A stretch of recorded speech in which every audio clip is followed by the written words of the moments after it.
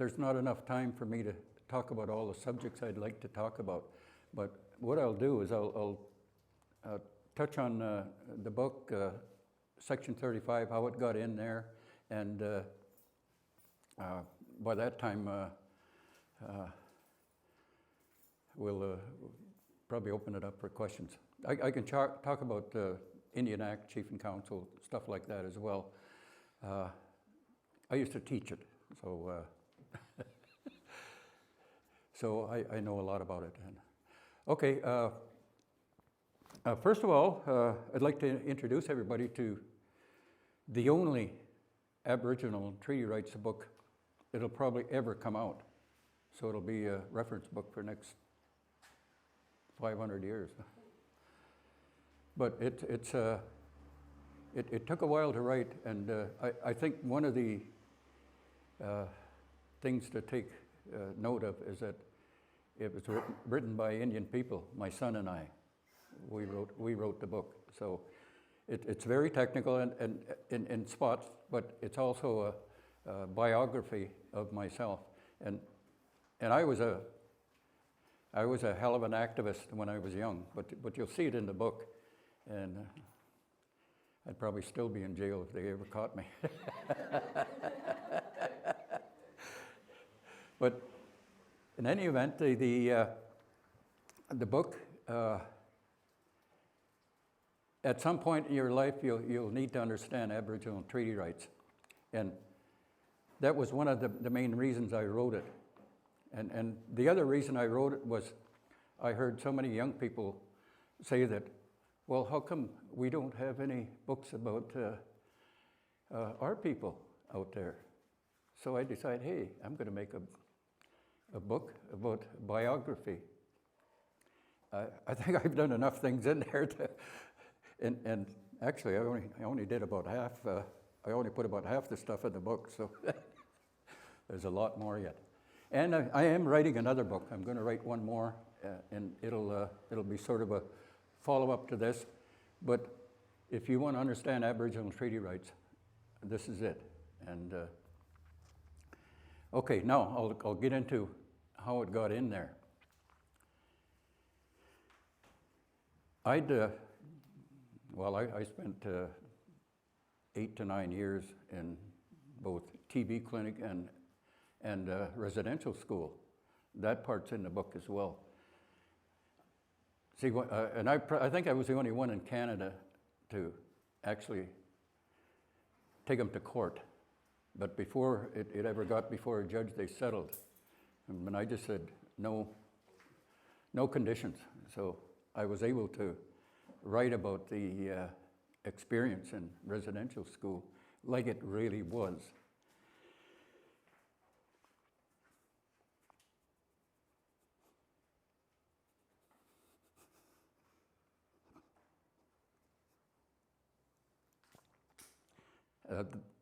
Excuse me, that's post-traumatic stress that I think all Aboriginal people who've been in the residential schools, they all suffer from it. Okay, to get on to, after I got out of there, I decided I had to make my own decisions. You know, at 13 years old, what the heck am I going to do? I don't have any family anymore, no parents, and I'm out in the street. Luckily, I had an aunt that took me in.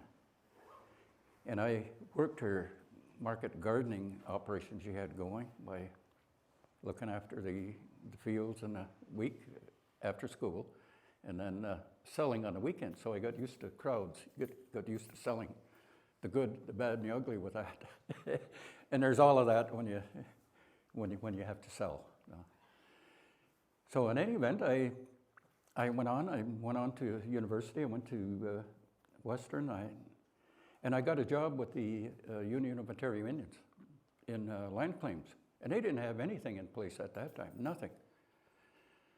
So I ended up having to set up the whole operation, as well as even putting in place a kind of the best we could do at the day was a settlement system with the government for land claims.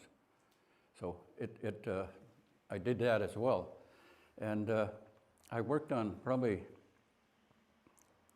several hundred different kinds of claims and different ones in different places. Probably got about 60 or so of them settled.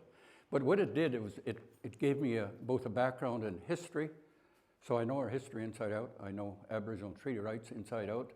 And pretty soon they came to me and said, hey, we want you to run as our leader. And I said, well, hey, I'm a technical person. I'm not a politician. I said, besides, I can't talk in front of people. And they said, well, you'll damn soon learn. And I did.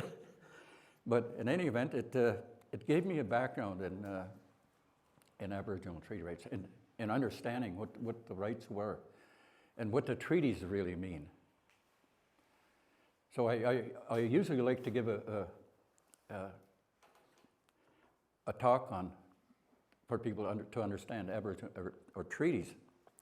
But getting back to Section 35, after the Union, hey, believe it or not, actually I was the first one to put policing in place, but they never followed up on the way I originally intended.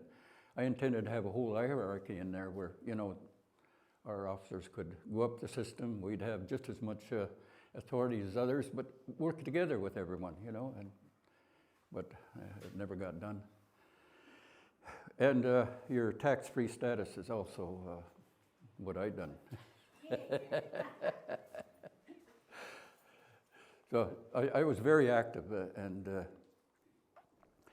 so eventually we got, after the Union, everybody pushed me to run for national leadership. But by then I was heavily into, well, how do we protect our rights? Because I get tired of going to court with people and the judge is kind of laughing and quoting St. Catherine's Milling case as a basis of your rights, And so finally I asked around, I checked around, I did research, I did everything I could to figure out what was the best option, what's the best option out there for us. And it all came back to let it be protected in the Constitution, the highest law of the land. And so that's what I worked on. And I worked on it 7 years before I ever got to national leadership. So it was in my mind, and that's what I was going to do. So I lobbied probably with every MP, every cabinet minister, 3 different prime ministers, and I've eaten in 3 different houses of parliament, one in England, one in Canada, and one in Australia. And negotiations, eventually it got to actual negotiations, so they give us a right to put together something that could go in the Constitution. And I was always insistent that the wording of it be so strong, so tight, that they can never get around it. And actually they have, but when I tell them the true meaning of, say, Section 25 of the Constitution, where it says no, it protects Aboriginal and treaty rights. But one of the intentions behind it was that well, and the other important word in it is you can't abrogate from these rights. So that's very important. And really what the hidden meaning in there is that nobody else can describe what your rights are except the ones that made the treaty. I'm saying your elders. And it wouldn't, it leaves out the current chiefs and councils, which are John A. Macdonald creations. And their only authority that they have is contained within that Indian Act, which is nothing. So that's why it's hard to get any place with them. And okay, so finally, I wasn't getting too many places, but I think we were beginning to sway the members of Parliament So I figured, well, hey, there's something I really got to do. So I opened up an office in England, and I started lobbying around the world. And pretty soon I had John Critchin come running to me in Parliament. Says, Mr. Riley, will you come over here, please? I got to talk to you real quick. So I went over there, and he says, if you will close your office in England, we will give you your protection for Aboriginal and treaty rights. And I said, put them there. And to me, that's the minute that the honor of the crown started in this. So you've got that. That's how it got in, guys. So, and it, with the help of probably every First Nation person across Canada, and even the Métis, they're in there only because I allowed them to stay in there. There's the other question Critchin asked for me. He says, would it be all right if we took the Métis out of the Constitution? I said, no, we can't do that. I says, I made a promise to them. I keep my promises. And so that's why they're still in there. But in any event, that's how those got in, and that's how I think we won about 350 cases in a row on Section 35 now. So it's a powerful section, and I think it's probably incumbent on people to begin to understand what their rights are. And you can put it together. I wrote it in such a way that these are actually the basic principles for all Aboriginal people around the world in which to begin to understand what your nationhood is. And I say that because you are not Canadian. You have your nationhood. And the Indian Act, Indian is something that the government controls. So, but they don't control your nationhood. That's incidentally, your current Indian Act Chief and Council can't really have anything to do with that because they're really servants of the Minister of Indian Affairs who controls them. So your real authority rests with all of the people yet. And somehow, in the past, we've always run our systems with our clans, but we've got to relearn and learn that. But I think the most important thing is your nationhood decision lies with all of the people, not one group, this, or that, everybody. Okay, was there anything else Oh yeah, okay, let me talk about this, some of the stores. We've, at this point, and this sort of follows, I guess, you might call it a strategy today, where we can't go through our regular chiefs and councils to develop an economy, jobs for our people. We got to go outside that. So we went, hey, why don't we use our rights? They're not being used like they should. So this is the basis of all of that. So we've opened shop in Moncton, Halifax, Ottawa, what's that one near Kitchener there?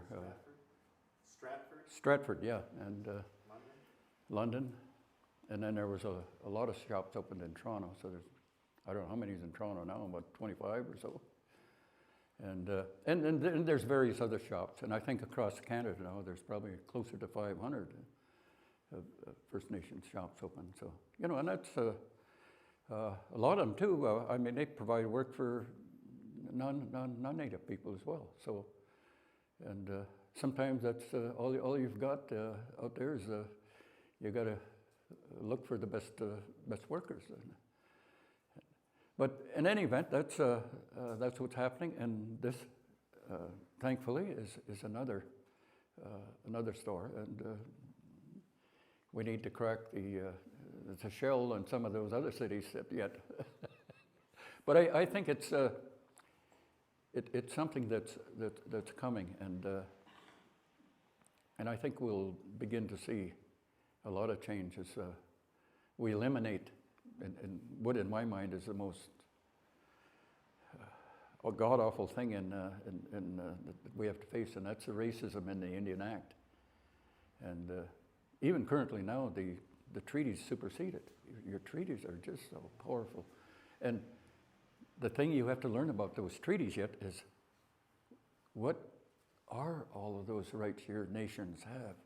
And we can pick up a lot of them all across the country, because you all had the same the same systems.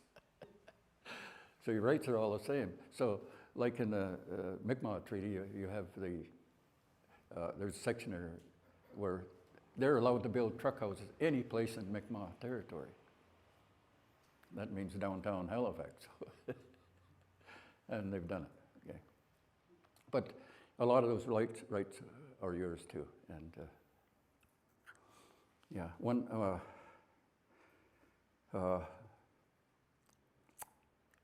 here I think we want to specifically emphasize the Rowan Proclamation, because it details a lot of your rights that actually are still there, because hey, these proclamations can only recognize, they can't create or they can't take away. So the Rowan had no right to take away any taxing rights they had in the treaties he was trying to fix, and he never did. But the part of the proclamation was that he said Indians are tax-free in all of Upper Canada, which was the case before. This is what the Indians were always fighting for anyway. So, and Rowan, maybe he didn't know any better, but he put it in the text of the proclamation. It's protected by the Section 35 and 25. Okay, I think I'll leave it there, and then you guys can ask me any kind of question. You know, I know you may have some, and I'll do my best to answer them.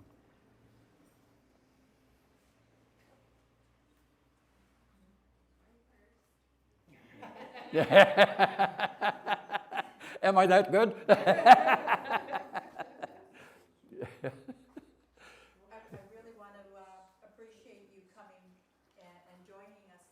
Mm-hmm. And giving us a little bit of an education to Section 25 and 35, especially when you key in the treaty, Yep. the treaty rights and the Royal Proclamation, because those are two historical documents that we rely on in order to, move forward with our nations. Yep. Right? And I think this is a big movement here in the town of Massey to actually have, this type of story coming in.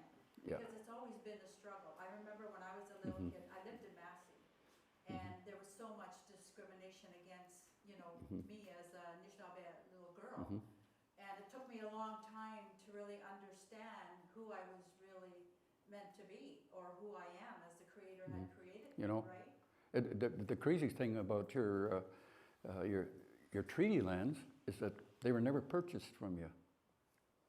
All your rights are intact in those lands yet, even though you've got occupiers on them. But and what we've done, we've kind of married the two systems together in places where we've had to, and so both sides are happy, and province doesn't know what to do. We provide them with the background on the rights of people that we deal with, and I think they end up taking them to Indian Affairs, and they agree with us, agree with me. And I think, the relationship between Sagama, because that's our community next door, and Massey, I think we begin to understand each other and acknowledge, the land that Massey is built upon. Yep. And I think that is a really good movement, because it begins to teach our young people, our history, and to be proud of who we are, and to have that understanding